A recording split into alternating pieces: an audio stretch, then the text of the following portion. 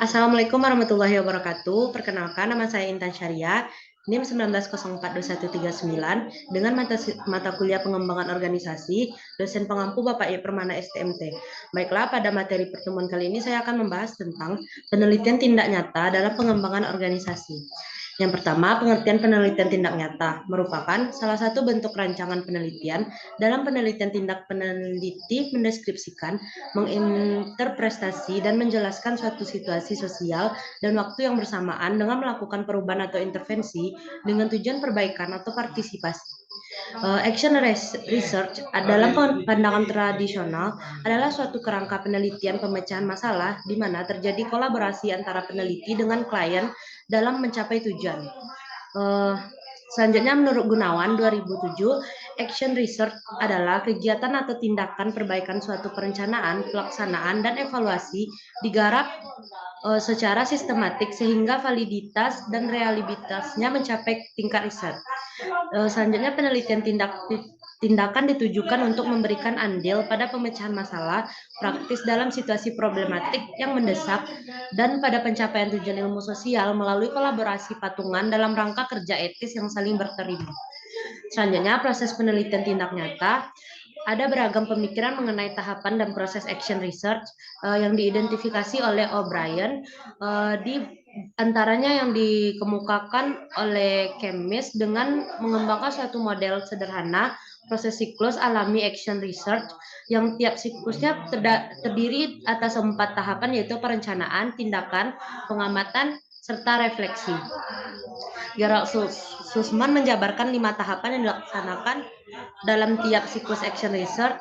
Yang pertama yaitu masalah diidentifikasi dan dikumpulkan untuk diagnosis yang lebih detail. Hal ini dilanjutkan dengan sekumpulan postulasi, beberapa yang memungkinkan di mana suatu rencana tindakan muncul dan diimplementasikan.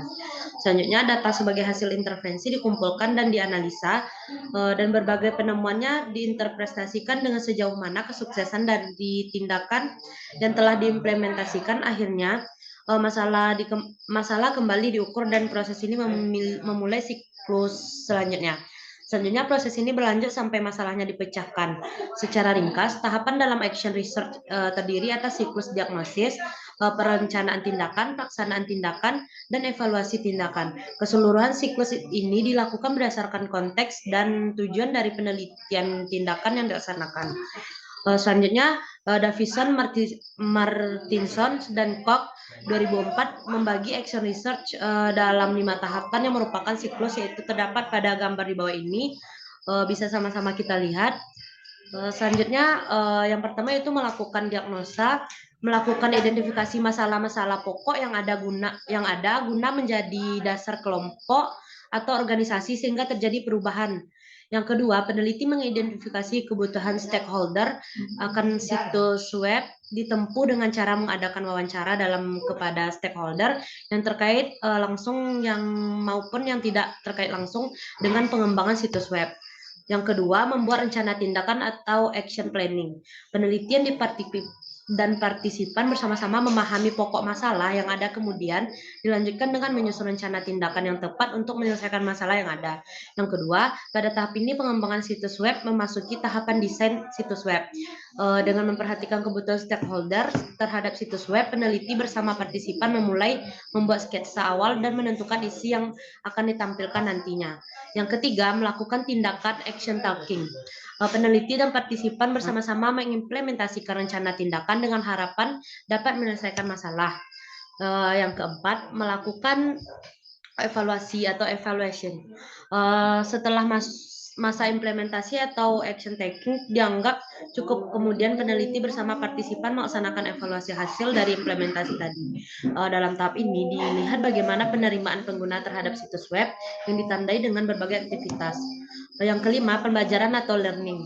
Tahap ini merupakan bagian akhir siklus yang telah dilalui dengan melaksanakan review bertahap yang telah berakhir, kemudian peneliti ini dapat berakhir.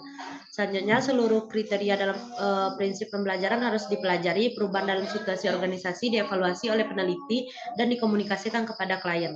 Peneliti dan klien merefleksikan terhadap hasil proyek yang nampak dan akan dilaporkan secara lengkap dan hasilnya secara eksplisit dipertimbangkan dalam hal implikasinya terhadap penerapan Canonical Action Research atau CAR. Hanya itu yang dapat saya sampaikan pada pertemuan kali ini. Terlebih dan terkurang, saya mohon maaf. Saya sudahi dengan Assalamualaikum warahmatullahi wabarakatuh.